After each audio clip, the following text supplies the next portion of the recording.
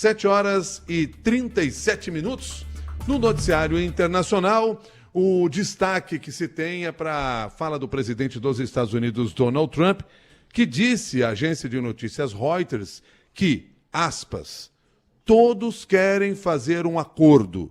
E ele se referia à guerra entre Israel e Hamas na faixa de Gaza.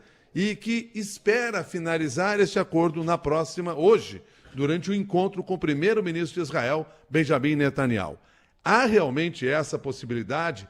Trump, mais uma vez, está trabalhando aqui com uma daquelas ideias que ele já vinha discutindo anteriormente, porque você haverá de lembrar que quando ele fez a campanha eleitoral e se elegeu, ele entendia que essa era uma guerra fácil de ser resolvida, como aliás a da Ucrânia e da Rússia. Mas aí é um outro cenário, nós vamos falar sobre a questão de Gaza, e para conversar conosco sobre esse assunto, nós convidamos o professor Dani Zaredini, que é professor de Relações Internacionais da PUC de Minas Gerais e líder do grupo de pesquisa Oriente Médio e Magrebe. Professor Dani, muito obrigado pela sua gentileza de estar conosco aqui no Jornal da CBN. Um bom dia para o senhor. Bom dia, Milton. O prazer é todo meu. Bom dia. Considerando ainda a fala de Benjamin Netanyahu na Assembleia Geral da ONU e o cenário que nós temos em Gaza, há alguma possibilidade de acordo no seu entender? Ô Milton, depois daquela cena dantesca da Assembleia Geral quase que totalmente esvaziada com a fala do primeiro-ministro Netanyahu e também com a onda de reuniões do mundo árabe e do mundo muçulmano com Donald Trump para falar do que acontece em Gaza e da insatisfação de aliados especiais dos Estados Unidos naquela área, cito, Arábia Saudita, Egito, Catar, Emirados Árabes Unidos, Jordânia, dentre outros, como por exemplo a própria Indonésia, a pressão em cima do Donald Trump aumentou ainda mais.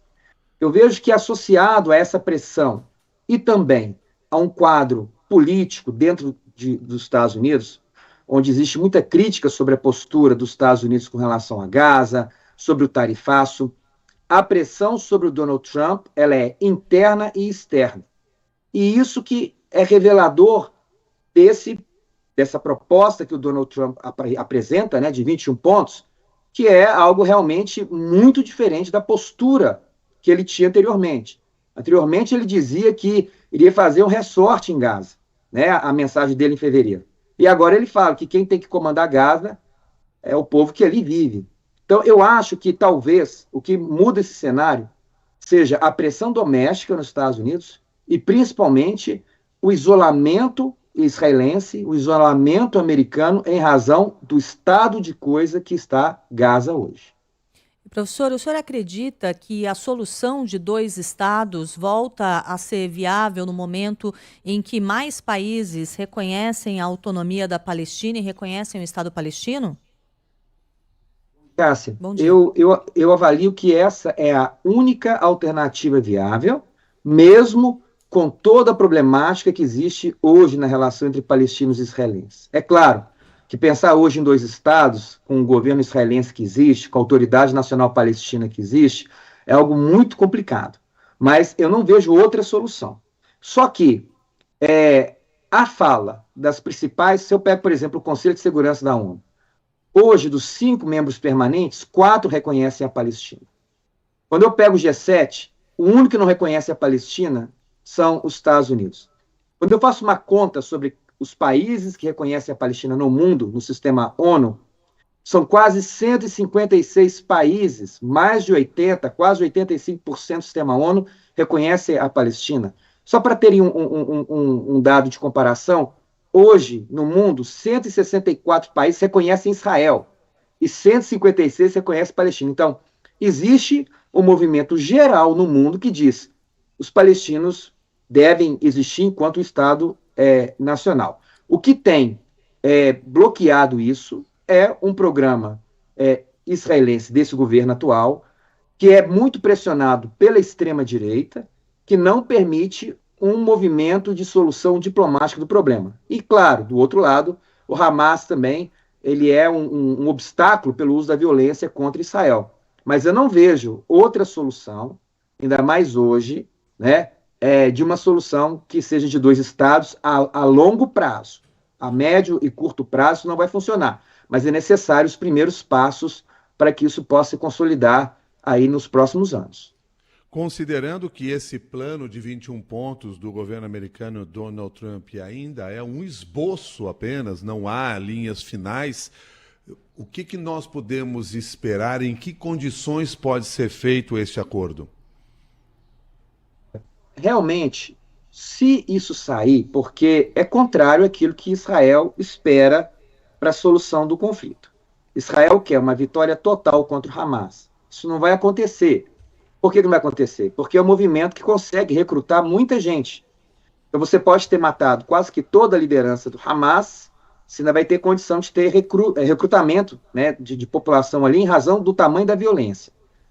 Mas, de todo modo, existe ali uma oposição forte do governo israelense. Só que agora existe uma pressão contra o governo israelense. Então, eu vejo que o movimento dos 21 pontos, que vai dizer de uma entidade internacional para poder gerenciar Gaza, e aí o Tony Blair é visto como talvez um desses membros que vão liderar esse processo, mas quem vai implementar isso é a própria população palestina. Quando nós temos uma fala de que ninguém vai ser obrigado a sair de Gaza, quem for sair pode voltar, que é uma fala completamente diferente do que tinha sido falado até agora, revela uma mudança de postura muito clara. O que vai depender é do tamanho da pressão que vai ser exercida hoje no Netanyahu a partir do Donald Trump. Porque hoje o presidente Trump vai conversar com o Netanyahu para tentar emplacar esse processo, esse início de processo. E ainda vai depender do Hamas.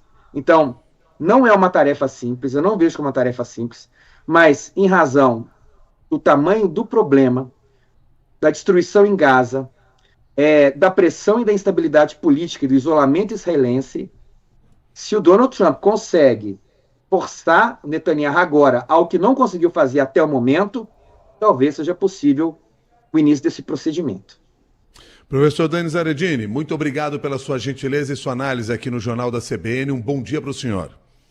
Eu que agradeço a você, Milton, e a Cássia. Bom dia. Bom dia.